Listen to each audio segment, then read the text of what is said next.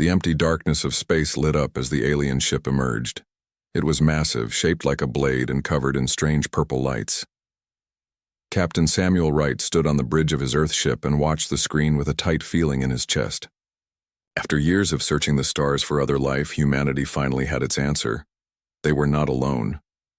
"Captain, they're scanning us," said Officer Lisa Bennett. Her fingers moved quickly across her control panel. "I'm trying to establish communication." Samuel nodded and adjusted his uniform. This was a historic moment. The first contact between humans and an alien civilization would define humanity's future among the stars. "Any response to our greeting message?" he asked.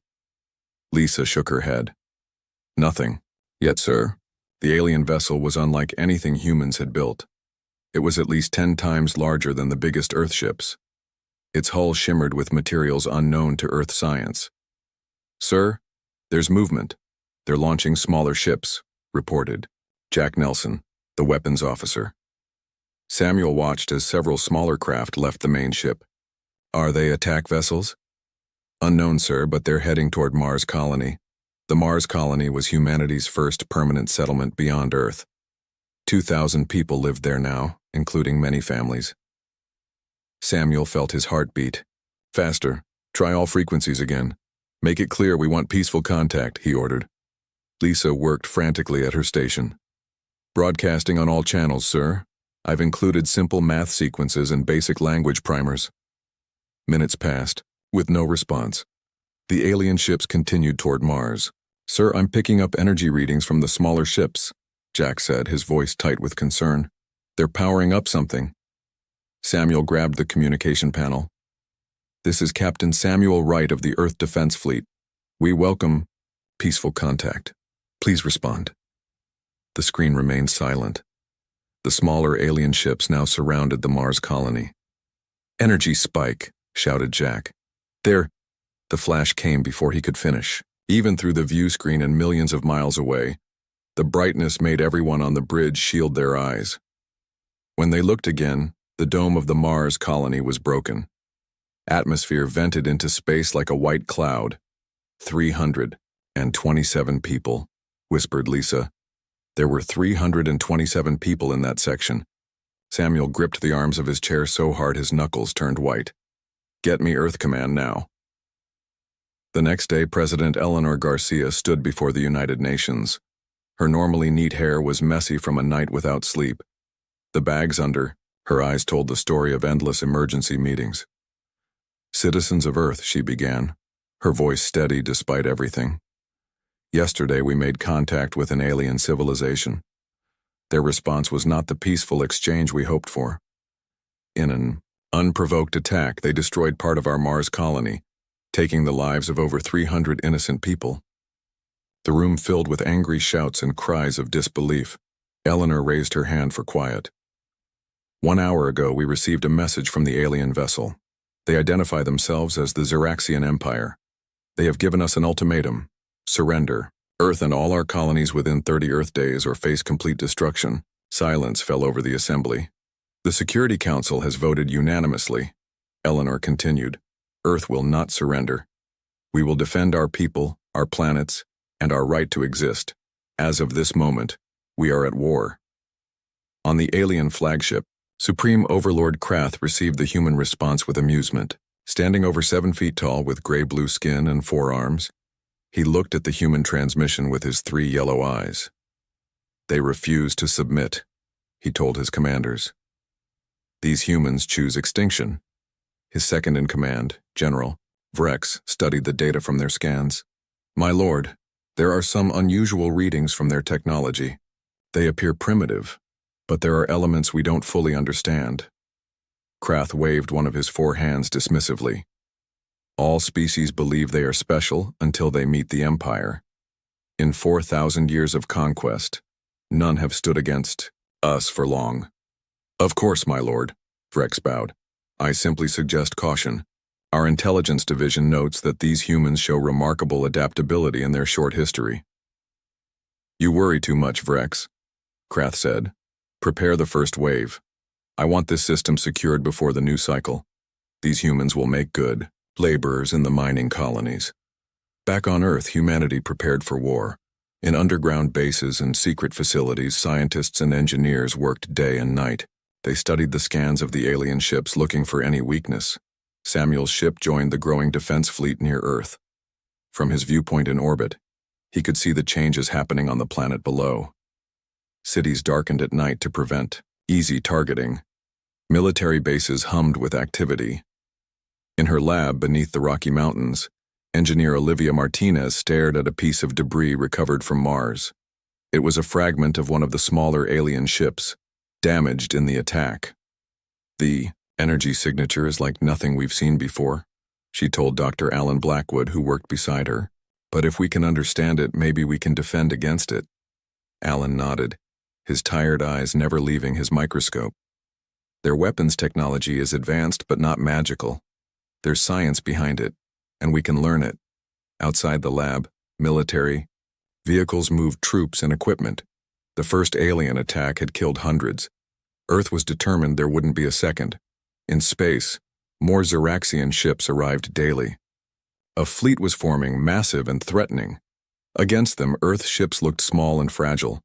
But inside those ships, men and women prepared to fight for their world. Samuel looked at the photo on his console, his brother's family on Mars, now safely evacuated to Earth after the attack. He tucked the picture away and faced his crew. "The enemy thinks we're weak," he told them. "They expect us to surrender or die quickly. They don't understand humans. We've spent our history fighting each other and surviving on a planet that tries to kill us with everything from diseases to natural disasters. Now we fight together against something from beyond our world." His crew nodded, faces determined. "We may be outnumbered," Samuel continued. "We may have less advanced technology, but we have something they don't expect: the will to survive no matter the odds." On the main view screen, the alien fleet grew larger each hour. The first battle for humanity's survival was coming. No one knew if Earth could win against an empire that spanned the stars. But they would fight. They had no choice. 6 months passed since the Mars attack. The war had not gone as the Xeraxian Empire expected. Commander Joseph Daniels looked out from the bridge of his ship, the EDF Defiant. Around him, the moons of Jupiter floated in space like silent guardians. His ship was hidden in the shadow of Europa, waiting. "Enemy ships approaching, sir," said his first officer, Paul Green. 5 cruisers and a dreadnought." Joseph nodded. The Xeraxians followed the same pattern every time. The large ships stayed back while smaller ones moved forward. They were predictable. Humans had learned to use this against them. "Tell all ships to hold position," Joseph ordered. "Wait for my signal." 20 human ships hid among Jupiter's moons, powered down to avoid detection. The plan was simple but risky. Let the Xeraxians come to them, then attack from all sides. "They're entering the kill zone," Paul reported. Joseph took a deep breath. Now, all at once, 20 ships powered up and moved from their hiding spots. The Xeraxians, caught by surprise, tried to form their usual battle line, but they were surrounded. "Fire all weapons," Joseph ordered. The space around Jupiter lit up with energy beams and missiles. 3 Xeraxian cruisers exploded immediately. The other ships tried to escape, but the human vessels were faster and more maneuverable. "Sir, the dreadnought is turning away," Paul said. "Should we pursue?" Joseph shook his head. "No. Let it run. Let it tell the others what happened here." Within an hour, the battle was over. All 5 cruisers destroyed and the dreadnought in retreat. The Defiant had taken damage, but all human ships had survived. "Send word to Earth," Joseph said. "Tell them Jupiter is secure." On Earth, in her underground lab, Olivia Martinez worked without stopping. For days, she had barely slept. The piece of Xeraxian technology in front of her might be the key to saving Earth. "I think I've got it," she told Alan Blackwood. "Their shields operate on a frequency we can counter." Alan looked at her work and smiled. This could change everything. Together, they had created a new kind of shield. It could adapt to Xeraxian weapons, growing stronger with each hit instead of weaker. "We need to get this to the fleet," Olivia said, saving her work. "How soon can production start?" "The factories are ready," Alan replied. If your design works, we can start upgrading our ships within weeks. Olivia looked at the ceiling, thinking about the ships in space. Let's hope it's soon enough. On the Xeraxian command ship, Admiral Vex received bad news from Jupiter. The human victory there was the third this month. Supreme Overlord Krath was not pleased. How are these primitives defeating our best ships? Krath demanded, all three of his yellow eyes glaring at Vex. They fight differently, my lord, Vex explained. They don't follow standard battle formations. They hide, they use tricks, they attack in ways we don't expect. Krath smashed his fist on his throne. They are savages with barely functional ships. They should have surrendered months ago. Perhaps we underestimated them, Vex suggested carefully. Then, we will send more ships, Krath decided. Prepare the second wave 3 times larger than the first. These humans will learn what it means to defy the Empire. The next major battle came at Saturn. Admiral Vex led a fleet of over 200 Xeraxian ships. Against them, the humans had only 50. Joseph Daniels commanded the human fleet from the Defiant. His ships now carried Olivia's new shields, but they were still outnumbered 4-1. All ships, scatter formation, Joseph ordered. Remember the plan. Hit and run. Don't stay in one place. The human ships spread out around Saturn's rings. The ice and rocks provided cover, allowing them to dart out, attack, and hide again. The Xeraxian ships fired their powerful weapons, but when they hit the human shields, something unexpected happened. The shields glowed brighter with each hit, absorbing the energy instead of being damaged by it. On the Defiant, Joseph watched the battle unfold. Martinez's shields are working, he told his crew. Press the attack. For hours, the battle raged around Saturn. The human ships darted between the rings, striking and then hiding. The Xeraxian ships, larger and less maneuverable, struggled to follow. Sir, we've destroyed 17 of their dreadnoughts, Paul reported. The rest are pulling back. Joseph could hardly believe it. 17 dreadnoughts, more than any human fleet had ever destroyed in a single battle. They're retreating, he confirmed, watching the enemy ships turn away. We've won. News of the victory at Saturn spread quickly across Earth. For the first time, people began to believe they might survive this war. In cities around the world, people celebrated. President Eleanor Garcia addressed the planet from her office. Today's victory shows what humanity can achieve when we stand together. The enemy thought we would be easy to defeat. They were wrong. In his war chamber, Supreme Overlord Krath received the news of the defeat with rage. He threw a data tablet against the wall, shattering it. How? He shouted at his advisors. How are they doing this? His science advisor stepped forward nervously. My lord, we've analyzed their technology. They're adapting, taking our own weapons and turning them against us. That's impossible, Krath argued. No species has ever learned our technology so quickly. The humans are different, the advisor explained. They learn faster than any species we've encountered in our 4,000 years of conquest. And they're creative in ways we didn't predict. Krath paced the room, all 4 of his arms clenched in fists. I want more ships. I want better weapons. I want Earth reduced to ash. My lord, Vex cautioned. Perhaps we should consider... Consider what? Krath interrupted. Peace? With primitives? Never. The Empire does not make peace. The Empire conquers. Vex bowed and left the chamber. But privately, he wondered if the Emperor's pride would doom them all. On Earth, Olivia and Alan continued their work. Using captured Xeraxian technology, they developed new weapons and stronger shields. We're still behind them technically, Olivia admitted as they tested a new engine design. But we're catching up faster than they can advance. Alan nodded. That's humanity's greatest strength. We adapt, we learn, we survive. Outside the lab, military vehicles moved day and night. Factories worked around the clock. All of Earth was united in the war effort. Joseph Daniels received new orders from Earth Command. His fleet would push beyond Saturn, taking the fight to the Xeraxians for the first time. We're no longer just defending, he told his crew. Now, we start pushing them back. The war was far from over. The Xeraxian Empire still had thousands of worlds and millions of ships, But for the first time, they faced an enemy that refused to be conquered. And that enemy was just getting started. 1 year into the war, Earth was ready to strike back. General Catherine Powell stood on the bridge of the EDF Avenger, the largest human ship ever built. At her command were 30 new warships, each carrying technology that was part human, part Xeraxian. "All ships report ready, General," said her second-in-command, Frank Lewis. Catherine nodded. "Begin Operation Sunrise." The human fleet jumped into faster-than-light travel, leaving Earth behind. Their target was the Xeraxian forward base on Titan, Saturn's largest moon. The enemy had built it after their defeat in the Battle of Saturn, thinking humans wouldn't dare attack so close to their main fleet. They were wrong. Major Eric Russell led the strike team, 50 soldiers in advanced spacesuits.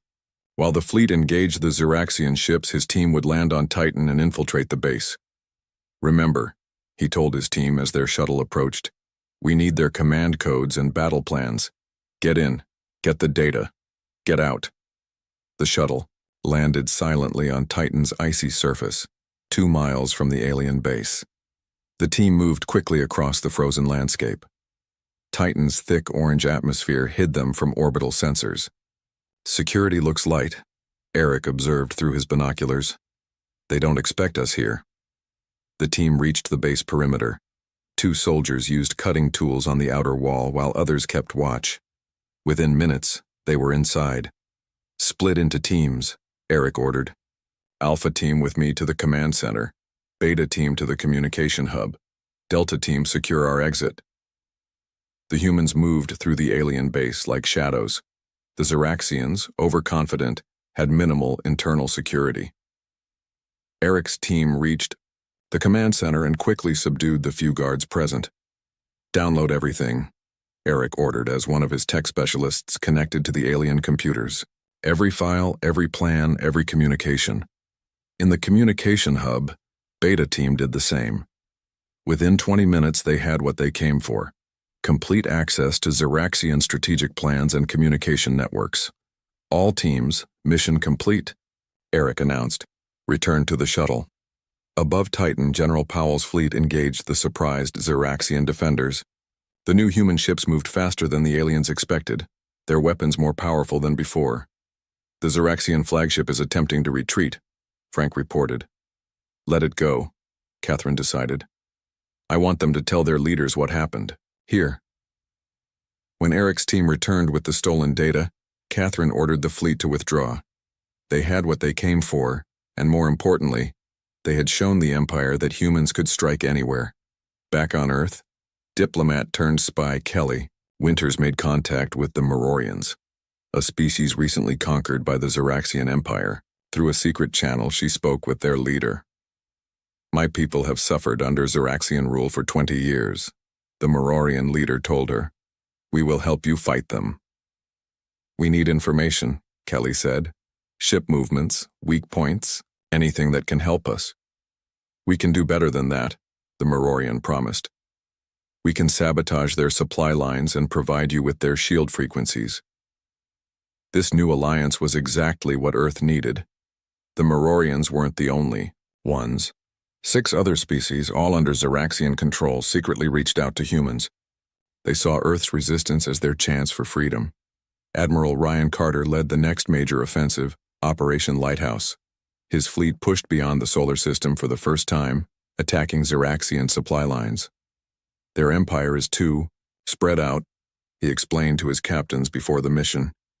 "They can't defend everything at once. We'll hit them where they don't expect us, then be gone before they can respond." The tactic worked. Over the next 2 months, Ryan's fleet destroyed 17 supply convoys and 3 minor Xeraxian bases. The Empire was forced to divert ships from other fronts to protect their supply lines. On Earth, Defense Intelligence Officer Peter Harrison worked day and night analyzing the data from the Titan raid. What he found changed everything. "They're fighting rebellions on 3 different fronts," he told President Garcia in a secure meeting room. "The Xeraxian Empire is stretched thin, and their homeworld is vulnerable." Eleanor looked at the star, map showing enemy positions. "Can we reach their homeworld?" "Not yet," Peter admitted. But we now know where it is, and more importantly, we've managed to break their communication encryption. This was a major breakthrough. By listening to enemy communications, Earth could anticipate attacks and plan defenses. Peter's team intercepted a message that confirmed what they suspected. The Empire was worried. They've never faced a species like us before, Peter explained. In their 4,000-year history, most species surrender after the first defeat. They don't know how to handle an enemy that keeps fighting back. In space, the war expanded. The Mororians openly rebelled against their Xeraxian rulers. 2 other species followed their example. The Empire, once seemingly invincible, now fought on multiple fronts. Supreme Overlord Krath called an emergency meeting of his war council. For the first time in his rule, he faced criticism from his generals. "We are wasting resources fighting these humans," said Admiral Vex. "We should secure our core systems first." "You suggest retreating from Earth?" Krath was outraged. "The Empire does not retreat. The Empire has never faced a situation like this," another general argued. "Rebellions spreading across 3 sectors, supply lines under constant attack, and these humans pushing further into our territory each week." Krath slammed all 4 of his fists on the table. "I will not be the first Supreme Overlord to lose. A war in 4,000 years. Send in the Void Guard." The council fell silent.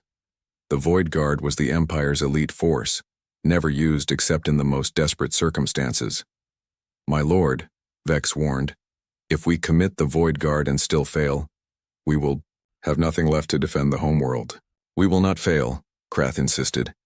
"These humans have surprised us, yes, but they are still primitive compared to our civilization. The Void Guard will crush them." As the Xeraxians planned their next move, humans and their new allies grew stronger. Colonel Stephanie Rogers coordinated joint operations with the Mororians and other rebel species. Ambassador Daniel Cruz negotiated technology exchanges that benefited all members of what was now called the Galactic Liberation Alliance. "We're not just fighting for Earth anymore," Daniel told the Alliance representatives. "We're fighting for freedom across this entire sector of space." The once isolated humans now led a coalition of 7 species. Ships of different designs fought side by side against Xeraxian forces. The Empire, used to conquering divided enemies, now faced a united front. Admiral Carter received word of the Void Guard's deployment. "They're sending their best against us," he told his officers. "They think it will break our spirit." "They still don't understand humans, do they?" his first officer replied. Carter smiled grimly. "No, they don't, and that's why we'll win." The war had entered its most dangerous phase, but for the first time, victory seemed possible. 2 years had passed since the first Xeraxian ship appeared above Earth.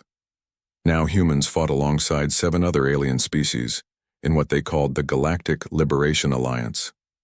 Colonel Stephanie Rogers worked in the new Alliance Command Center on Earth's moon. Representatives from all 8 species gathered around a large holographic map showing Xeraxian territory. "The Empire is now fighting on 12 different fronts," Stephanie explained to the group. "They're pulling ships away from Earth to deal with rebellions elsewhere." A tall blue-skinned Mororian named Kaltos nodded. "My people have destroyed 3 of their outposts in the Rigel sector, but their response grows more brutal with each defeat. That's why we need to coordinate our attacks," Stephanie said. "If we strike at different places at the same time, they can't concentrate their forces against any one of us." On the diplomatic side, Ambassador Daniel Cruz worked to strengthen the alliance. In a large meeting room, he met with representatives from all 7 alien species. "Humans have developed new shield technology," he told them. "We're ready to share it with all our allies." A small, green-skinned Pelteran spoke up. "And what do you want in return?" "Knowledge," Daniel replied simply. "Each of your species has fought the Xeraxians in different ways. We need to learn from each other." This approach worked well. The Mororians shared their faster-than-light drive technology. The Pelterans offered advanced medical techniques. The insect-like Kive taught humans how to build better space stations. With each exchange, the alliance grew stronger. In space, Admiral Ryan Carter prepared for his boldest move yet. His target was Outpost Zenith, the Empire's primary shipyard, in the sector. Intelligence from Peter Harrison showed that destroying it would eliminate 40% of the Empire's shipbuilding capacity. This will be a difficult mission, Ryan told his fleet captains. The outpost is heavily defended. We'll take losses. The captains nodded solemnly. They understood the risks. But if we succeed, Ryan continued, we'll set back their war effort by years. The fleet moved out, now a mix of human ships and vessels from their alien allies. Together they formed the largest attack force the Alliance had ever assembled. The battle for Outpost Zenith was fierce. Zeraxian defenders fought desperately to protect their shipyard. Alliance ships pushed forward despite heavy losses. Admiral Carter's flagship took several direct hits but continued to lead the attack. Their outer defenses are breaking, reported his second-in-command. Ryan nodded, his face grim. They had lost 11 ships already, but they were close to their objective. All ships, final push, he ordered. Target the main reactor. The Alliance ships concentrated their fire on a single point in the massive station. Explosions rippled across the structure as internal systems failed. Then, with a blinding flash, the main reactor detonated. The entire outpost broke apart, debris scattering across space. We did it, Ryan said quietly. The victory had been costly, but crucial. On the diplomatic front, Dr. Natalie Morgan made an important discovery. Working with communication specialist Kevin Reese, she found divisions within the Imperial Council. Not all Zeraxians support this war, she explained to President Garcia. Some of their high-ranking officials believe attacking Earth was a mistake. Can we use this? Eleanor asked. Natalie nodded. Kevin has found a way to access their empire-wide communication network. We can broadcast evidence of Imperial atrocities throughout Zeraxian space. This strategy aimed to increase internal pressure on the Empire's leadership. Kevin's team compiled footage of Zeraxian attacks on civilian targets, along with testimonies from species who had suffered under Imperial rule. The average Zeraxian citizen doesn't know what their military does in the name of conquest, Kevin explained. They're told they're bringing order and civilization to primitive worlds. The broadcast reached billions of Zeraxians across thousands of worlds. The reaction was immediate. Protests erupted on dozens of planets. Military recruitment numbers dropped. Some Zeraxian commanders even refused orders to attack civilian targets. Supreme Overlord Krath faced growing opposition within his council. 3 of his most trusted generals had been removed for suggesting peace talks with the humans. The Void Guard has failed us, one counselor dared to say during a meeting. They were supposed to crush Earth within weeks.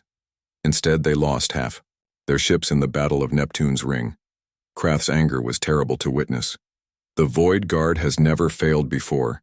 It's impossible. Yet it has happened, the counselor persisted.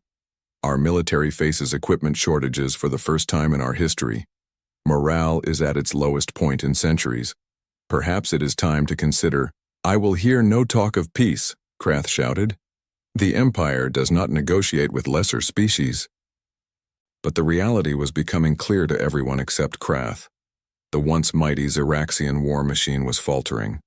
Ships couldn't be replaced as quickly as they were being destroyed. Rebellions spread across their territory like wildfire.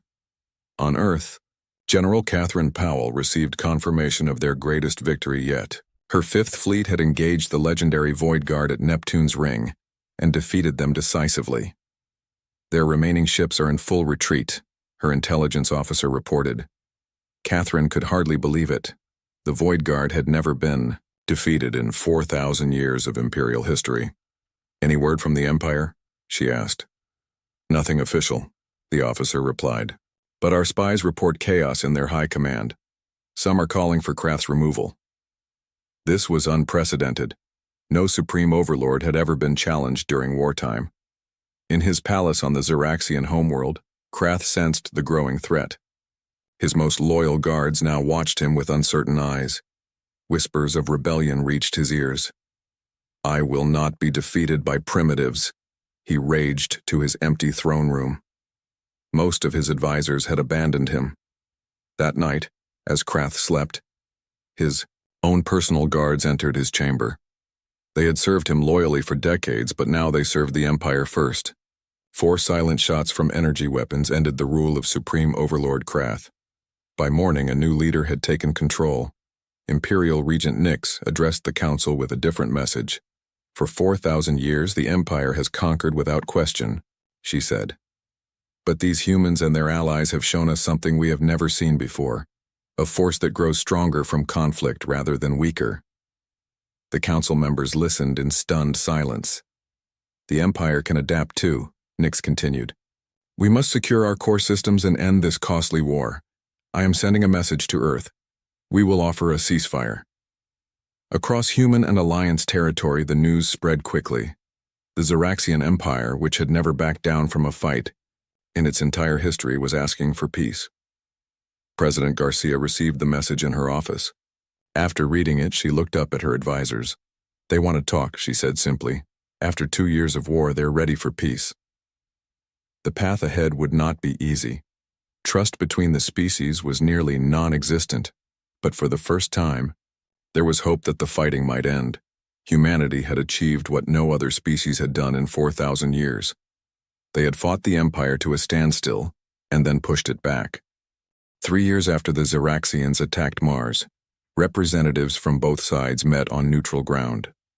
The peace conference took place in the Pleiades system, far from both Earth and the Zeraxian homeworld. Diplomat William Foster led the human delegation. Once a history professor, he now found himself making history instead of teaching it. William stood at the window of the conference station, watching ships from a dozen different species dock nearby. The sight still amazed him. 3 years ago, humans had been alone in the universe. Now they led an alliance of 8 species, with more asking to join each day. It's time, said his assistant. William nodded and straightened his formal uniform. The weight of responsibility was heavy on his shoulders. The terms agreed here would shape the future of human expansion into space. The conference room was large and circular. The human and Alliance representatives sat on one side, the Zeraxians on the other. Imperial Regent Nyx led the Zeraxian delegation. Standing 7 feet tall with blue-gray skin, she commanded the room with her presence. We are here to discuss terms of peace, Nyx began. Her translator made her complex language understandable to all present. The Empire offers a cessation of hostilities against Earth and its colonies. William shook his head. That's not enough. This alliance doesn't just represent Earth anymore. We speak for all species who have suffered under Imperial rule. A murmur of agreement came from the Alliance representatives. The Merorian ambassador, Kaltos, spoke next. My people were enslaved for 20 years. We demand recognition of our independence. Other representatives made similar statements. The Zeraxians listened with obvious discomfort. Never before had they negotiated as equals with species they considered inferior. These terms are unprecedented, Nyx finally said. The Empire has never granted independence to conquered worlds. The Empire has never been forced to ask for peace before, William reminded her. These are unprecedented times. The negotiations continued for days. The Zeraxians fought against every concession, but their position was weak. Reports arrived daily of new systems declaring independence from Imperial rule. On the 5th day, Admiral Vex joined the Zeraxian delegation. He had commanded the first attack on Mars 3 years earlier. Now he sat across from the humans he had tried to conquer. William recognized him immediately. Admiral Vex, I didn't expect to see you here. I requested to attend, Vex said stiffly.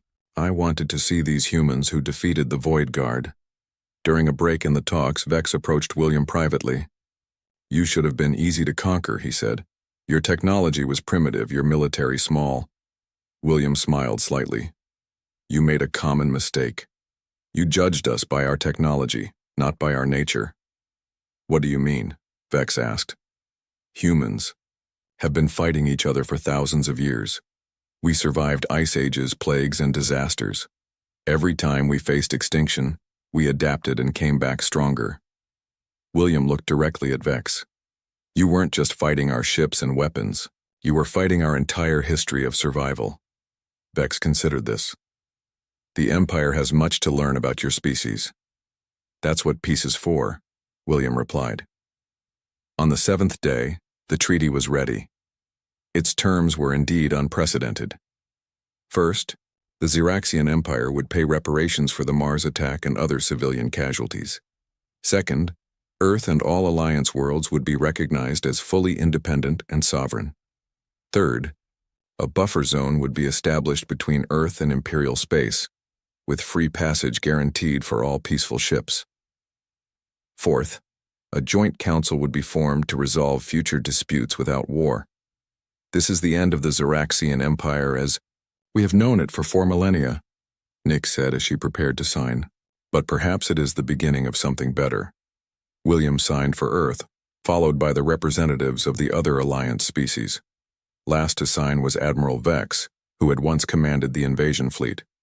His signature symbolized the military's acceptance of peace.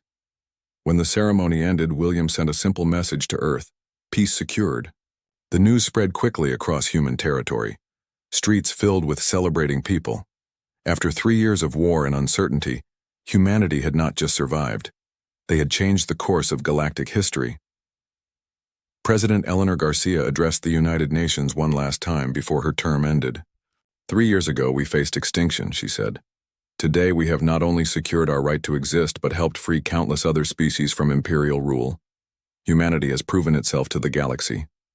6 months after the peace treaty, Samuel Wright, now Admiral Wright, stood on the observation deck of Earth's first diplomatic station at the edge of what had once been Xeraxian space. Beside him was Lisa Bennett, who had survived the Mars massacre to become Earth's foremost expert in alien diplomacy. Hard to believe it's been almost 4 years since that first contact, Samuel said, watching ships from different species dock at the station. Lisa nodded. They thought we would be easy prey. Instead, we showed them something they'd never seen before. What's that? Lisa asked. Samuel smiled. A species that fights hardest when cornered, and one that knows the difference between winning a war and building a peace. Below them, the station hummed with activity. Representatives from 20 different species now worked together in what was being called the Galactic Council. Old enemies learned to be allies. Ancient rivalries began to heal.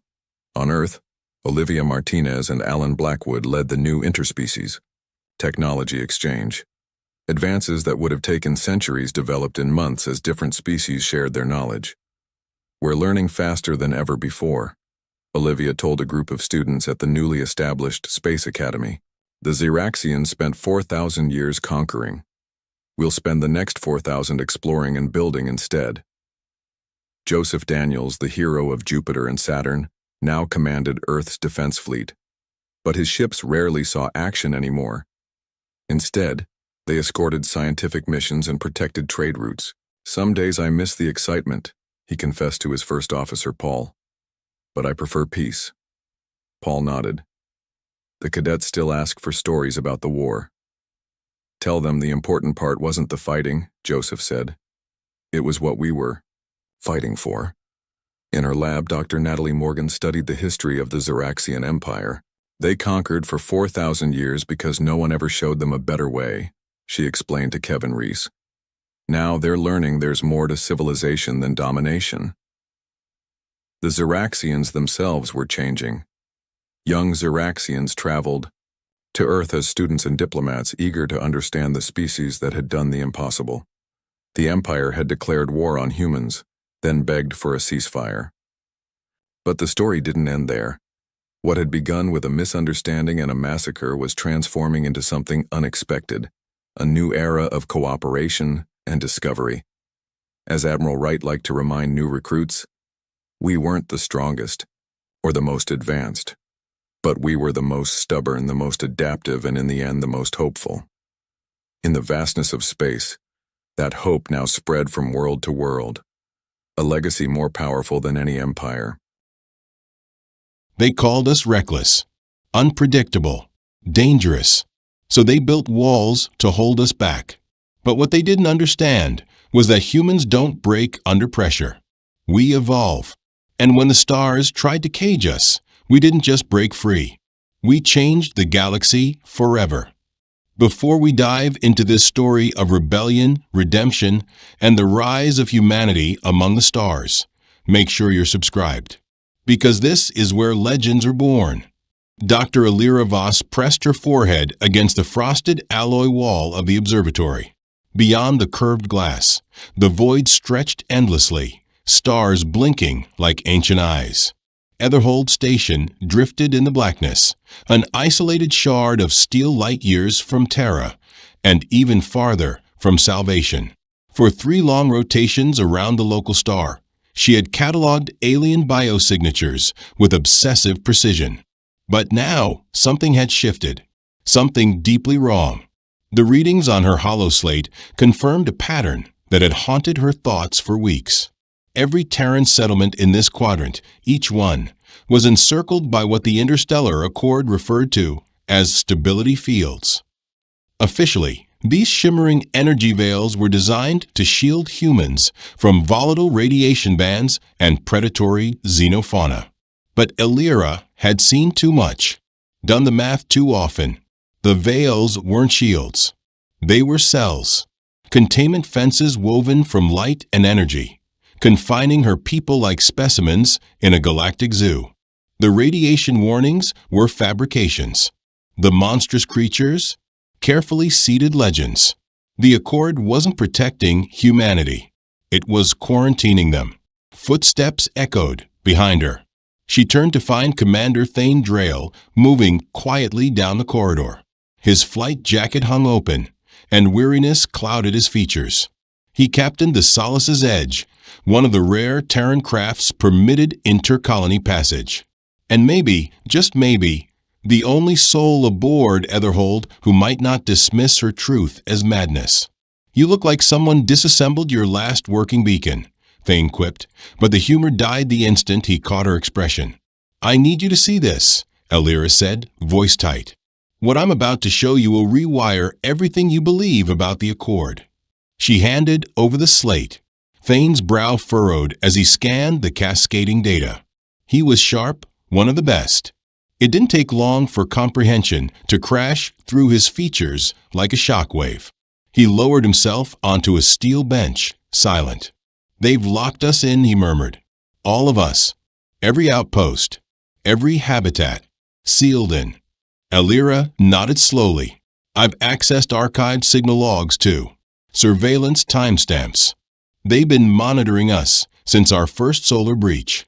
Half a century of silent observation. They fear us," she continued. "They watched how fast we evolve. While other civilizations spent millennia crawling into space, we leapt there in less than 100 years after learning to fly." Thane rose, pacing the narrow deck like a caged animal. "So they decided to stall our growth, keep us isolated, keep us manageable." "There's more," she said, swiping to another encrypted file. "They've been interfering, crippling our supply relays, sabotaging shipments, redirecting raw material caches, making sure we stay fragile, dependent, slow." Thane stopped in his tracks and met her eyes, the gravity of it all sinking in. "We need to alert Terra. The Directorate has to see this." "I tried," Alira whispered. "But every long-range transmissions funnel through Accord-controlled relays," Alira continued. "They decide which words travel and which ones vanish. I'm convinced they've been censoring our data feeds for decades." Thane pulled his own communicator from his belt. With practiced urgency, he tried to initiate a secure link to Terra Command. The interface blinked once, then flashed crimson. "Error. Transmission failed." He tried again. Same failure. "Network disruption," he muttered, jaw tightening. "All outgoing lines suspended due to stellar interference." Alira let out a hollow laugh, devoid of mirth. "There's no flare activity. No magnetic surges. The closest star's been stable for months. This isn't a storm, Thane. It's deliberate interference." Thane's gaze darkened, anger eclipsing concern. "Then we don't ask for permission." He turned abruptly. "Solace's Edge runs on autonomous comms, military-grade pulse relays. If we can break the border, we can get a message out. One they can't erase. That's a suicide run, Alira warned. If they catch us bypassing Accord protocols, arrest will be the best outcome. Then let's make sure they don't catch us, Thane said, already striding toward the docking tier. Alira gathered her encrypted data cores and hurried after him. The corridor ahead pulsed with cold overhead lights. As they moved, she began to notice something chilling, more patrol units than usual. Tall, slate-skinned enforcers in charcoal armor lined every critical junction. Their amber eyes scanned passers-by with quiet calculation. She leaned close to Thane. "They're onto us. I can feel it." They reached Bay 12. The Solace's edge sat gleaming under floodlights, but they weren't alone. Encircling the ship were several Accord security cruisers, sleek, agile interceptors armed with EMP lances that could shred a vessel's systems in seconds. Waiting by the boarding ramp stood a high-ranking officer, his uniform marked by glinting sigils of authority. His voice was smooth, his accent unervingly perfect. "Commander Drayle," the alien said, "I am Enforcer Keth of Accord Enforcement. You and Dr. Voss are hereby detained under Section 9 of the Galactic Preservation Edict for treasonous intelligence activity." Thane stepped forward, fists clenched. "Treason? We've broken no law." "You accessed protected archives without clearance," Keth said evenly. "You attempted to transmit restricted knowledge to unauthorized parties. Both are high violations under Accord governance." More enforcers emerged from the shadows, weapons raised, compact energy arms humming with unstable charge. Alira instinctively counted, at least 20. All pointed directly at them. "This is unlawful," Thane growled. "We are Terran citizens. You have no right to seize us without sanction from our planetary council." Keth made a low sound that echoed like dry amusement.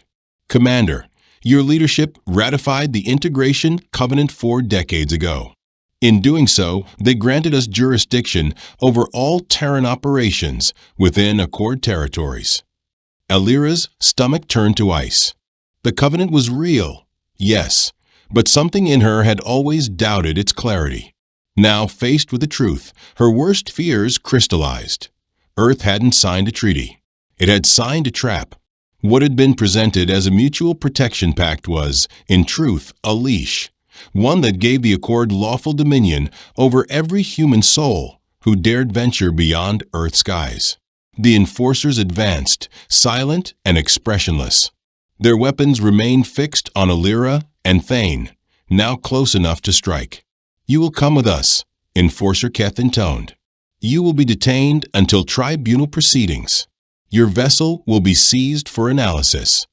Cold restraints of humming energy latched around their wrists.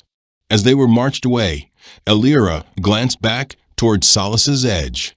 The crew, Thane's people, were being herded out of the ship in tight formation, each one bound and unarmed. Resistance was pointless. Soon, the last Terran voice capable of sounding the alarm would be silenced. But just before they reached the checkpoint, Alira noticed something, the kind of detail others might miss, but a scientist never would. One of the research skimmers was gone. Bay 4 sat dark and empty. That vessel belonged to Dr. Oren Merrick, a geologist who had departed earlier that morning to scan the mineral belts of a nearby moonlet. If Oren returned to find Etherhold locked down by Accord forces, maybe, just maybe, he'd understand. Maybe he'd stay hidden. Maybe he'd reach Terra before it was too late. 3 cycles passed, and Earth heard nothing. Rear Admiral Ren Halden stood unmoving on the command bridge of the TSV Dauntless, his eyes locked on a navigational grid filled with silence. Blinking red sigils marked once thriving human outposts that had now gone dark. There were too many. Approaching Veltrax Sector 7 came the voice of Lieutenant Kayla Stroud from navigation. Scans detecting wreckage clusters in low orbit of Haven Reach. Ren's jaw clenched. Haven Reach, once a beacon of Terran colonization, had held 50,000 souls. "Bring us in," he said. Initiate deep scans of planetary surface and orbital perimeter. The bridge fell into solemn quiet as the sensor feed resolved on the main viewport. What they saw drew audible gasps. Where cargo lanes and transport docks should have floated, there was only twisted debris, metal carcasses tumbling lifelessly in space. The settlement below, once a precise lattice of white spires and ordered streets, was now a blackened wound, seared into the planet's crust. "Admiral," said Comm Officer Jalen Rook, voice tight, picking up a weak emergency ping from surface shelters. "Origin unknown. It's faint but real." "Patch it through," Wren ordered. The speakers crackled. Then a voice emerged, fragile, exhausted. "This is Mayor Lyra Voss of Haven Reach. If anyone's out there, please respond." Wren stepped forward, his voice steady. "Mayor Voss, this is Rear Admiral Halden of the Dauntless. What happened down there?" A heavy pause followed. Then came her reply, soft and strained. "They came 3 weeks ago. Accord vessels. Said they were here to relocate us, to protect us from some kind of xeno threat. Claimed our settlement was at risk. That relocation was for our protection." Lyra's voice trembled. "Said we were being transferred to more secure habitats." Wren glanced at his senior officers. His eyes met their silent horror. "Did you resist?" he asked, though he braced for the worst. "Not at first," Lyra whispered. "Why would we? The Accord always claimed to be our allies, our guardians. But then we saw where they wanted to send us." Her voice faltered. "They weren't settlements. They were wastelands, dry atmospheres, barely breathable air. No water, no soil, just dust and silence. Places meant to break us." "How many survivors remain?" Wren asked, his throat tight. Lyra's reply came soft as a ghost. "Maybe 2,000. Buried in the shelter caverns. The rest either taken or gone. Some were forced onto those barren hellscapes. Others they fought back once they realized the truth. The Accord labeled them extremists, called them threats to peace." Stroud turned, eyes wide. "Sir, Accord scouts just dropped into System Edge, 3 light-class cruisers, vectoring toward us." Wren didn't hesitate. "Deploy survival kits and supply crates to the shelters, med packs, nutrient blocks, even sidearms. Then set course for Unity Verge, full burn." "Shouldn't we engage?" asked Tactical Officer Murren Dre. "We're armed, sir. We can hold them here." "Not yet," Wren said, steel in his voice. "We don't know how deep this rot runs. We start a war too early. We risk lighting a fire we can't contain." The trip to Unity Verge took 18 grueling hours. When they dropped into orbit, Wren's heart surged with conflicting emotion. The Terran colony wasn't hiding. It was fighting. Governor Nyla, where stood inside the hardened command dome overlooking Unity Verge's Capital Valley. Holograms filled the air, Accord battleships encircling their atmosphere like a noose. She had rejected the Accord's demands to evacuate. They had returned with threats. Now they sent soldiers. "Governor, we have Terran warships entering system," said Colonel Revik Shaw, her defense strategist. UEF signature confirmed. "They've received our distress ping." Nyla's heart thudded in her chest. "Get me a line to their command ship. Tell them we're under siege and preparing for full evac." Aboard the TSV Dauntless, Wren received her transmission. The situation was unmistakable. A coordinated blockade, Council dreadnoughts orbiting above, while their ground units corralled colonists below. But the colonists weren't submitting. "Sir," Stroud called, astonishment in her voice. "The settlers have weaponized their agritech. They're using harvest rigs and terraforming mechs against the Accord's infantry." Wren stared at the field reports. Giant crop harvesters charging through dust-storm plains, retrofitted with armor plates and grappling arms, engaging enemy squads with jury-rigged payloads. Machines meant to grow food now waged war. Terran adaptability in motion. He felt a fierce surge of pride and dread. Above them, The sky was less forgiving. Orbit was bristling with enemy craft. And Unity Verge's final hope of defense rested in the command of Lieutenant Commander Rivencole, stationed aboard the last orbital shield lattice, guarding the colony below. Unity Verge's primary skyport wasn't built for warfare. It was surrounded by asteroid rigs and cargo arrays, meant for hauling ore, not surviving orbital sieges. But when Accord cruisers opened fire on fleeing transports, civilian vessels packed with children and families, Lieutenant Commander Rivencole knew he had to act. All hands, he broadcast over the platform's emergency channel. This is Cole. We're about to repurpose the mining array into a weapons grid. I know this platform was never designed for combat, but those are our people out there. Chief Systems Engineer Nelia Corin worked furiously, bypassing fail-safes and diverting life support power into the prototype plasma emitter, an untested industrial laser meant for carving moons. It was a one-shot gamble, and if it misfired, the entire station might rupture. Laser online, Nelia panted. But Commander, we get one pulse. After that, the core's done. Riven watched grimly as an Accord cruiser aligned itself for another strike, targeting unarmed evacuees in modified cargo freighters and retrofitted mining skiffs. He gave the order. The weapon fired, a beam of superheated blue light brighter than a newborn star. It tore through the alien vessel's armored belly, slicing it clean in half. Internal reactors detonated seconds later, sending the cruiser into a fiery spiral. The darkness lit up with debris and flame. But the moment of triumph was brief. The remaining Accord warships wheeled around and turned their weapons on the platform, but their hesitation had bought time. On the TSV Dauntless, Rear Admiral Ren Halden saw the opening. Fleet break formation. Shields up. Close on the station and intercept targets. Evac shuttles are priority one. The human ships, battered and outmatched, responded with surgical aggression. They danced around enemy fire, using Unity Verge's gravity well to slingshot into attack vectors. Crews on the ground coordinated in real time, mapping strike zones for orbital barrages. And when weapons failed, they rammed the enemy, pilots turning transports into battering rams to protect evacuees.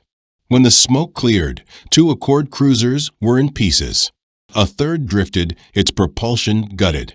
From the bridge of the Dauntless, Halden watched the final wave of survivors punch into hyperspace. He knew something irreversible had just happened. The war had begun.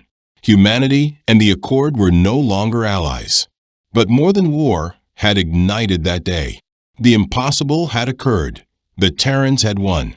Not with superior firepower, but with sheer ingenuity and unrelenting resolve. And word would spread. Across every station and settlement, humans would hear that Unity Verge stood its ground, that they could fight back.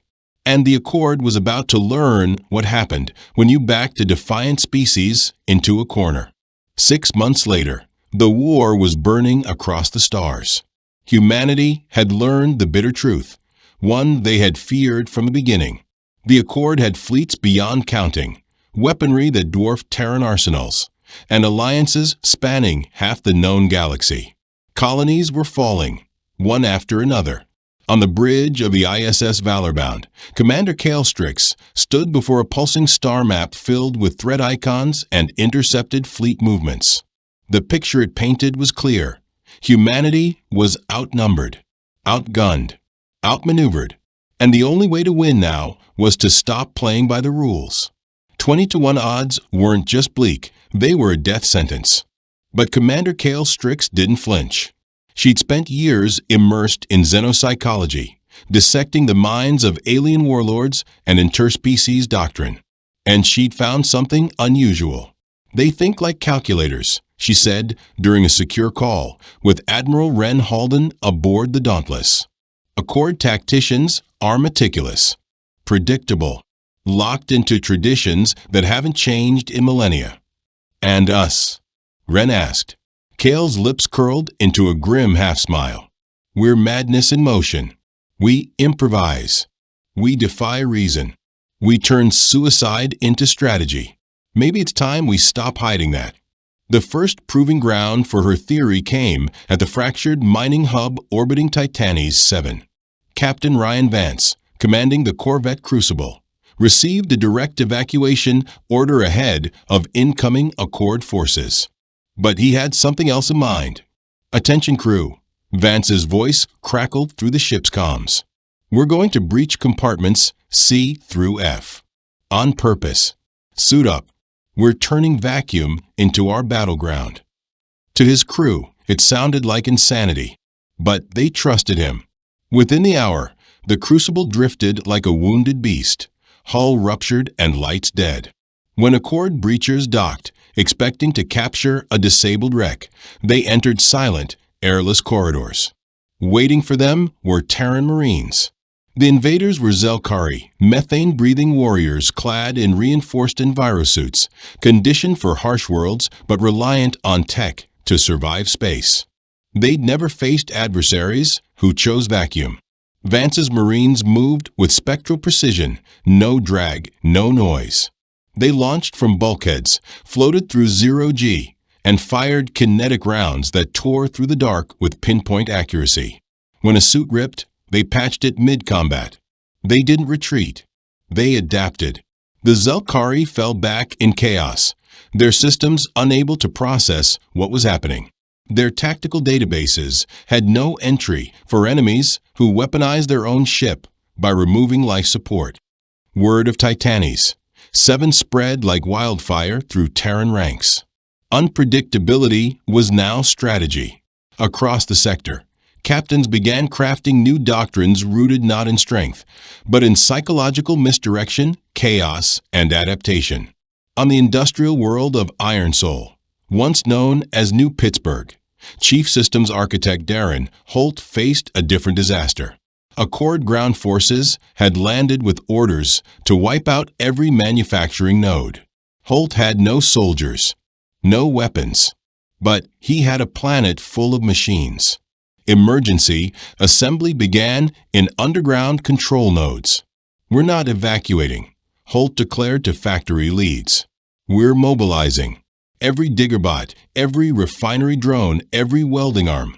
We turned the entire planet into a war engine. Across the steel plains, foundries, and mining tunnels came alive with purpose. Machines meant to build infrastructure were reprogrammed to defend it. The Accord Ground Commander, High Marshal Trevick, decorated veteran of over 50 planetary campaigns, expected resistance. He did not expect industrial drones laying ambushes, self-replicating constructs forming barricades, or welding bots wielding laser torches as anti-personnel weapons. The invaders walked into a factory that fought back, and the factory was winning. Trevick had mastered conventional warfare. His soldiers were elite, trained for strategic engagements against enemy units, not a world turned hostile. But Iron Soul was no longer just a factory world. It was the resistance. As Accord tanks rolled toward the central industrial complex, the buildings themselves retaliated. Load-bearing construction walkers hurled armored vehicles like scrap. Tunnel-boring drones emerged from below, placing explosives under battalion feet. Even logistics haulers were refitted into rapid assault skimmers, armed with fusion welders and repulsor blasters. Trevick called for immediate air superiority, but his skies had already turned against him. Swarming above were thousands of reprogrammed maintenance drones, forming aerial patterns, diving at fighter wings, clogging sensors with electromagnetic interference. The Terrans had transformed a shipping infrastructure into a hive of death, a full-dimensional war zone where everything moved and everything fought. Back on Earth, deep within a subterranean research node, Dr. Alira Voss worked alongside quantum systems engineer Aaron Kadir on what many considered humanity's boldest gamble. While other civilizations feared synthetic minds, humans had forged them into allies, partners in survival. The Accord species all follow linear doctrines: Aaron said as he ran neural simulations through a floating array of autonomous strike units. Their AI restrictions make them predictable. But ours? Ours are wired to behave like us, spontaneous, emotional, irrational, creative. They weren't building drones. They were building instinct. The first wave of these experimental units infiltrated deep into Accord territory within weeks. Their tactics baffled alien defense systems. One squad would disable enemy frigates without firing a shot. Another would hijack cargo and deposit it untouched on empty moons. No pattern, no logic. That was the strategy. The Accord's command structure relied on predictability. Their algorithms broke down when chaos became doctrine. Even the drones didn't know where they'd strike until the moment they chose. But perhaps the greatest breakthrough came from an unexpected front. Intelligence specialist Rhea Soren had managed to seize an Accord subspace relay tower in the Draxel Expanse. Rather than destroy it, she breached the encryption walls and dove into the Accord's private neural net. What she found shook every assumption Earth's leaders had made. The Accord was fracturing. Behind closed transmissions, once silent divisions were erupting. The aquatic Thauron condemned secret water trading pacts, made without their knowledge. The insectoid Harvac suspected the furred Voreen of securing elite resource lanes. And the radiant energy Luminari? They'd grown tired of being sidelined by biological species that didn't even breathe light. They're not an alliance, Rhea reported to Admiral Halden. They're a fear pact. The fear of us is all that holds them together. Her analysis was blunt, but powerful. If we can show them we're not the monsters they believe, some of them might walk away. That changed everything. Warfare, as humanity had always understood it, was about destruction, about shattering the enemy's ability to strike. But this was evolution. The battlefield had grown larger than guns and ships. It was about perception now. Victory, humanity realized, would not come from overwhelming firepower, but from dismantling their enemy's desire to fight at all. The new strategy crystallized. Unleash chaos through unorthodox tactics, while extending a hand to those willing to leave the fight behind. Make resistance feel futile. Make cooperation feel inevitable. Captain Arlen Vey illustrated this perfectly in the daring raid on the Altari cluster. Rather than targeting fleets or command hubs, his ship bypassed every traditional defense and struck the Altari financial vaults, vast orbital centers that stored the Accord's economic backbone. But Vey's assault didn't kill a single soul. Civilians were evacuated with precision. Then the Terrans erased entire centuries of economic records, asset logs, trade routes, balance sheets, gone in seconds. The Altari were paralyzed. No lives lost, no blood spilled. But their entire monetary system collapsed overnight. Their warships were untouched, but their society was bleeding. The psychological impact rippled across the stars. Within days, 3 lesser Accord species quietly withdrew from a coalition. Officially, they cited domestic priorities. Everyone knew the truth. They feared Terran disruption more than their ships, because they couldn't defend against that. Admiral Ren Halden stood before a starfield of updated status reports. Regions, once unified, now flickering with uncertainty. The Accord was unraveling, not through conquest, but through terror, confusion, and persuasion. For the first time in galactic history, an empire wasn't crumbling from brute force, but from within. Because humans weren't just attacking ships. They were attacking assumptions. They fought with tactics no war college had prepared for, undermining enemy cohesion, weaponizing unpredictability, and offering mercy as a tactical weapon. They didn't just think outside the box. They erased the box and built something better. And the galaxy took notice. In the Capitol Dome on Earth, President Sarah Miles stood before the United Planetary Assembly to announce what many thought impossible: a coordinated strike across 12 systems. Not to destroy, not to conquer, but to rewrite the rules. Operation Emberlight, she declared, will strike where they least expect, with methods no one has dared use. But hear me clearly, we will not target cities. We will not harm their civilians. We will attack the idea that war with us is worth the price. 3 days later, Arlen Vey received his new orders. His destination, the Altari Central Reserve, the neural nexus of the Accord's digital economy. Not to steal, not to burn, but to send a message. Who'd be mad enough to hit a civilian finance grid? He mused as the briefing ended. Let's show them. Vey's fleet slipped into orbit undetected, masked by survey ship cloaking patterns and asteroid drift simulations.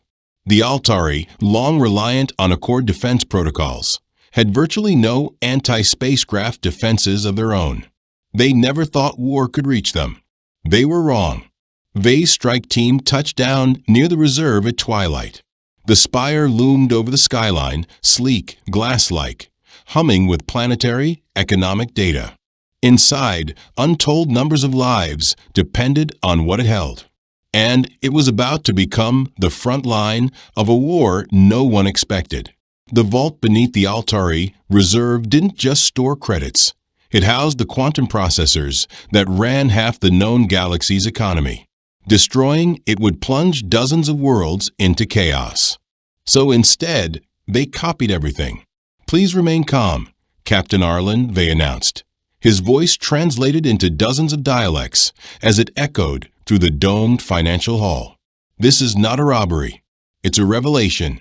Commander Rena Solari led the cyber assault team, wheeling in portable cores and splicing them directly into the Altari netgrid. In just under 3 hours, they had downloaded centuries of transactions, contracts, and secret dealings. They've been selling mining rights to worlds whose people don't even know they're being exploited, Rena muttered, scrolling through encrypted files. Air, water, gravity, traded like stock, bought and sold for their luxuries.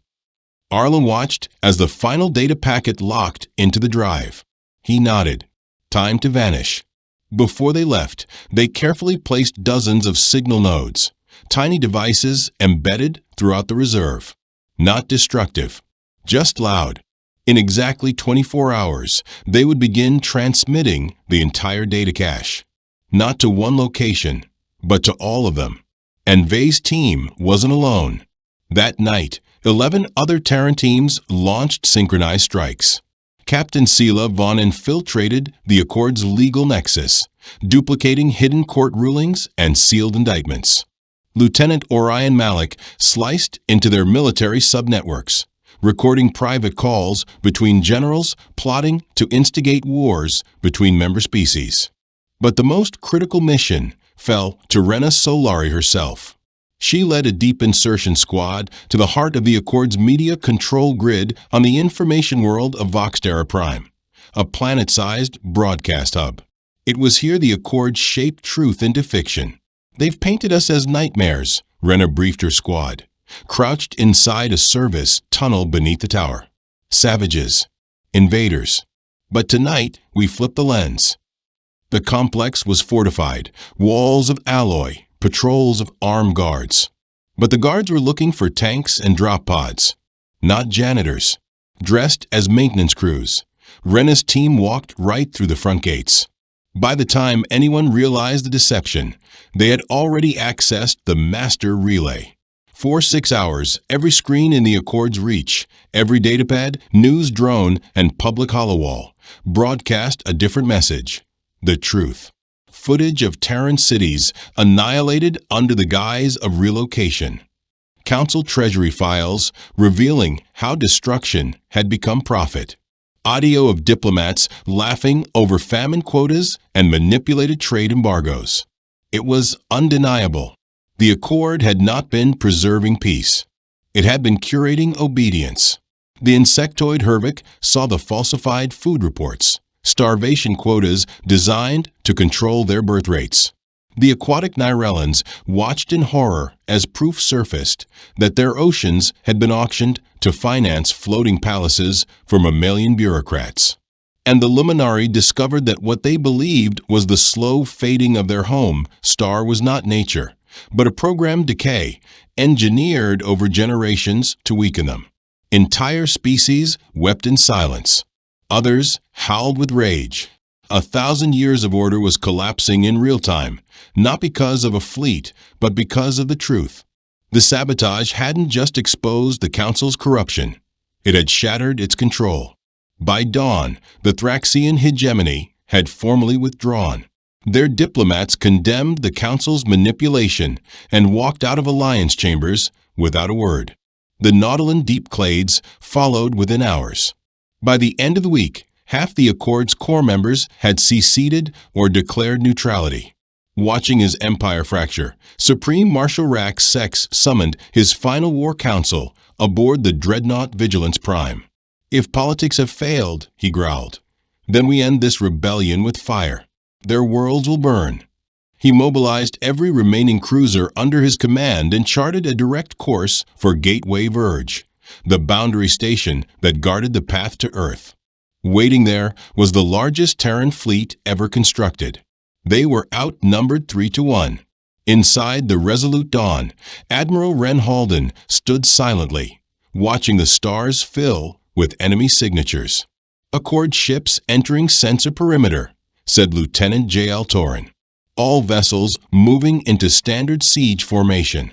Centuries of military tradition told the Accord this would be a standard engagement.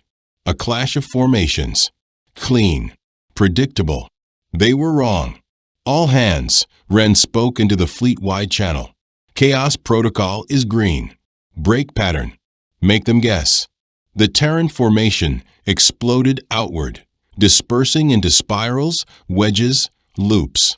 Entire squadrons vanished into asteroid belts or veered toward the gravity well of the nearby gas giant. Some even hurled themselves into the solar storm rising near the system's blue sun. Rax Sex stared at the mess unfolding before him. "Where are they going?" he demanded. His computers offered no answers. The humans weren't attacking. They were dissolving, scattering like flares in the dark. One ship, the Vanguard Tempest, dove straight into the star's corona, disappearing from sensors. Then it reappeared, slingshotting from the other side at impossible velocity. It was aimed straight for the Accord command vessel. Inside, Captain Rian Voss calmly activated the comms. Evac sequence initiated. Detonation in 30 seconds. The bridge crew aboard Vigilance Prime could only watch as the Terran cruiser accelerated, too fast for their weapons to track. They braced for impact. But this wasn't suicide. Rian had emptied the ship's cargo bays and replaced them with industrial mining charges, enough to hollow a moon. When it struck, the explosion tore through the Accord's flagship, shredding its bridge and severing its command uplink.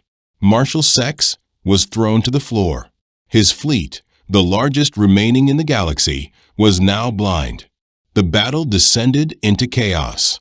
Human ships struck from unpredictable vectors. Communications were jammed with phantom signals. Tactical overlays flickered with false data. Captain Mylacor used onboard printers to fabricate armor-piercing rounds mid-combat. Major Aisha Grant's interceptor wing weaved through enemy fire in formations that appeared random, but were drawn from fractal algorithms no Accord pilot could interpret. For 8 grueling hours, the Terrans transformed improvisation into warfare. When the dust cleared, half the Accord fleet had been obliterated, and the rest was running. But even more devastating than the ships they'd lost was what the Council could never rebuild: their illusion of invincibility. Within days, word of the battle flooded every star system. The Great Accord Armada, once feared as an unstoppable force, had been torn apart by a species it called primitive, a species that broke every rule of warfare and won. Neutral civilizations that once stood silent began to ask questions. If the Accord could be defeated, was it truly the rightful authority of the galaxy? In the command deck of the Sol Valiant, Admiral Ren Halden reviewed the scattered sensor logs. The war was far from over, But something fundamental had shifted. The Accord could no longer claim to be the galaxy's inevitable rulers. Humanity had shown the stars a different truth, that ingenuity, unpredictability, and sheer will could shatter even the most ancient empires. Then came the final test. The Terran fleet arrived at Cerulia Prime, the Accord's throne world, on an otherwise quiet stellar cycle. A garden planet, shimmering with oceans and crystalline skies, Cerulia had ruled from the center for over 2 millennia. Every system in the galaxy expected Earth's forces to level the capital. The Accord had tried to erase humanity. Logic dictated that vengeance would come in orbital fire. But Ren Halden didn't give the order. Instead, he opened a full-spectrum broadcast, one that reached every beacon and relay in the galactic web. "This is Admiral Halden of Earth's Defense Armada," he said, voice clear and calm. "To all peoples of every world, today, humanity offers peace, not as conquerors, but as survivors." He continued, "We ask only for recognition that we are sovereign, that we are equals, and that we will not be caged again. We seek no empire, no dominion, only coexistence." In the heart of the Accord's capital, the Elder Voice, a sentient being of starlight and resonance who had guided the Alliance for over 15 centuries, watched from the Citadel spire. In all his years, he had never seen this, a victorious fleet asking for peace. "Bring me their leaders," the Elder Voice commanded his retinue. "I must understand the nature of those we tried to break." 3 days later, Admiral Halden walked beneath the glass-laced halls of the Accord's central chamber, the banners of 100 species glowing softly around him. Beside him walked Dr. Solenkale, humanity's foremost xenoanthropologist, and the one who had first uncovered the Council's great lie. The architecture was breathtaking, but Solon noticed something sinister beneath the beauty. Every mural, every tale, every chronicle ended the same way: submission, integration, control. Behind them walked Captain Darren Voss, finally released from the Accord's inner prison. He moved slowly, aged and worn, but his eyes held the weight of truth. "They're not just afraid of defeat," he said, voice low as they approached the Grand Hall. "They're afraid of us because we refuse to belong to anyone." "They fear not just the end of this war," Captain Voss murmured, "but the shape of peace that follows. They've never faced a species that doesn't want to conquer, only to connect." They stepped into the Celestium, a chamber built from living light. No doors, no shadows, just a radiance that pulsed like the breath of a star. And in its center, the Elder Voice awaited. He shimmered with shifting brilliance, colors dancing across his form, each hue echoing an emotion. As the Terrans entered, his aura turned to cobalt, curiosity tinged with fear. "You prevail," his voice rippled across the room, vibrating through the crystal air. "Your fleets now command the lanes. Our member races flee our banner. Yet you offer peace, not dominion. Why?" Admiral Halden stepped forward, his voice firm. "Because we never wanted conquest, only the space to define our future. You forced war upon us when you tried to contain what you feared." The Elder's light flared to ember orange. "You spread too rapidly," he replied. "In half a century, you've leapt farther than most travel in a millennium. Your minds outpace logic. Your birth rate outpaces sustainability. We caged you to protect the balance." Dr. Solenkale opened her tablet, projecting images midair, records gathered across the conflict. "You were wrong," she said gently. "Yes, we grow fast. But look what we build when we grow." She displayed footage. Human colonies opening their gates to Thraxian exiles, Terran medics curing Nautolan plagues, cargo ships delivering supplies to war-torn Hiver outposts. Aid, shelter, food, freely given, not for territory, not for tribute, only for the right to call others neighbors. The Elder Voice flickered, his glow dimming, faltering. "These records cannot be true," he said quietly. Aggression does not share. Competition does not give. That was your first mistake, Voss said, stepping forward. You saw how fiercely we fight and assumed it was born from bloodlust. You never asked why we fight. He met the elder's gaze. We fight to protect, to preserve, not to dominate. Commander Kira Len stepped into the chamber, holding a pulse pad filled with intel. Reports from liberated systems, sir, she said to Halden. Thraxian provinces requesting assistance rebuilding infrastructure. Nautolan enclaves offering tech exchanges for water reclamation. Zelkan military groups asking to integrate into joint peacekeeping ops. The elder voice pulsed with white static, astonishment, disbelief. For eons, his kind had ruled through coercion and hierarchy. The idea that trust, not fear, could bind the stars was alien. What do you seek from us? He asked at last, his color subdued. Halden looked around the chamber, then back to the ancient being. Not obedience, he said. Not power. What we want is to build something better. A union, Admiral Halden said, where every species governs its own stars, but stands beside others in strength and purpose. Not dominance. Balance. Not guardianship. Trust. Dr. Solenkale stepped forward and summoned a rotating display, a luminous hologram titled, The Viridian Compact. It's a new framework, she explained. Sovereignty is sacrosanct. No species gives up control of its own worlds. Trade is transparent. Science is open source. Military alliances are voluntary. Trust must be earned, not demanded. The elder voice pulsed with amber light. And who shall lead this coalition? Everyone, Halden replied. Leadership rotates. When conflict arises, the wisest warriors guide us. When disease threatens, the finest healers take command. No throne, no emperor, just merit. Silence lingered. The elder shifted slowly through a spectrum of color as he pondered the idea. Violets of doubt, teals of intrigue, and finally a soft gold. Hope. It is unprecedented, he said at last. But perhaps it is time for the unprecedented. But we will need more than treaties, he warned.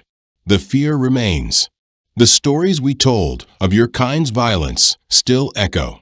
Jake Voss took a breath and stepped forward. Then let them see who we really are, he said. Let them work beside us.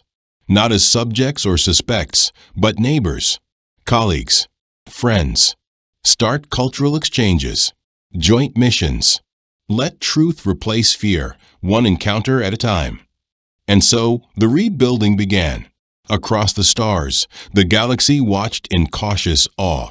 Delegates from former Accord worlds arrived on Earth expecting fortresses, only to find biodomes, schools, and art galleries. Terran colonists welcomed alien visitors with warmth, not warnings. They shared their hydrofarms, taught their tools, opened their studios. Transformation followed. The aquatic Solari learned Earth's oceanic agriculture could save their dying reefs. The radiant Lamari discovered Terran solar arrays could stabilize their sun-fractured systems. The Harkari hive minds, once wary of individuality, found that human social dynamics could enhance coordination without crushing selfhood. Within a solar cycle, the Viridian Compact had been ratified by 47 species. Halden was named first Guardian Marshal, but only by unanimous invitation. His authority was collaborative, never coerced. Dr. Solenkale became the inaugural chair of the Interstellar Knowledge Assembly, where xenobiologists, quantum engineers, and historians from dozens of species mapped the mysteries of life, time, and light together. Yet perhaps the most profound change came not to the galaxy, but to humanity. With survival no longer in doubt, Earth's people turned their gaze away from war and toward wonder. New colonies emerged not as fortresses, but as sanctuaries of learning. Human ships carried scholars instead of soldiers, painters instead of pirates. The banner of Earth became a symbol not of conquest, but of curiosity. And Captain Darren Voss, now Admiral, though he seldom used the title, walked the decks of the Lumen's Reach, a vessel of exploration, not battle. His crew? A mix of species who once called each other enemies. Together, they sailed into the unknown, toward systems no chart had ever marked. Not to claim, not to conquer, but to ask again and again what lies beyond.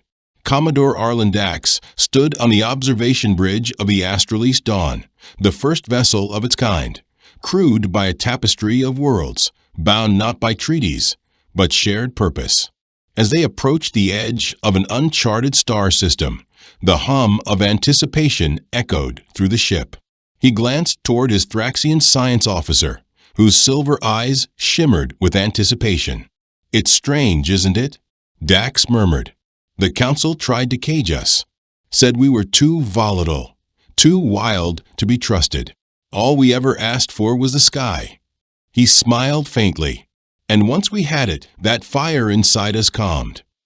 The war, born from fear of human ambition, had backfired in spectacular fashion. Instead of domination, it had sparked the greatest alliance the galaxy had ever seen. Human fury, when finally unshackled, hadn't consumed empires. It had incinerated the walls between them. And in the aftermath, the stars whispered a lesson. The gravest mistake you can make with humans is trying to trap them. The most beautiful thing you can do is let them fly free, because freedom doesn't make them dangerous. It makes them generous. In the end, humanity's greatest triumph wasn't forged in the wreckage of enemy ships. It was in showing the stars that strength could wear a gentle face, and that the most fearsome hearts could also be the kindest neighbors. If this story moved you, inspired you, or made you wonder what else is out there, hit that like button, subscribe for more, and share it with someone who believes the stars belong to everyone. The journey isn't over, it's only just begun.